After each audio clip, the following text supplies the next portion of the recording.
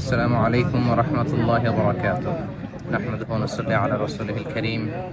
أما بعد فأعوذ بالله من الشيطان الرجيم. بسم الله الرحمن الرحيم.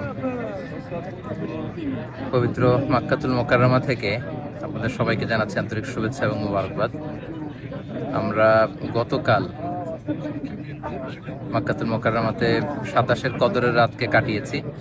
আজকে বাংলাদেশে 27-এর কদর, একটি গুরুত্বপূর্ণ কদরের রাত।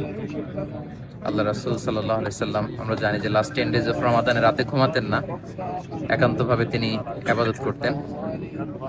আমরা গতকাল দেখেছি লাখো লাখো ধর্মপ্রাণ মুসল্লিরা কাবার প্রান্তরে কেউ উমরা করেছেন, কেউ কিয়ামুল লাইলে অংশগ্রহণ করেছেন, তারাবিতে অংশগ্রহণ করেছেন।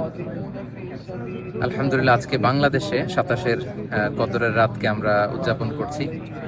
আল্লাহ রাসূল সাল্লাল্লাহু আলাইহি সাল্লাম আম্মাজান আয়েশা রাদিয়াল্লাহু তাআলা আনহাকে এই রাতে একটি বিশেষ দোয়া পড়তে বলেছেন। তিনি বলেছেন যে, আয়েশা, তুমি যদি এই রাত পাও তাহলে তুমি পড়বে আল্লাহুম্মা ইন্নাকা আফুউন তুহিব্বুল আফওয়া ফাআফু আন্নী।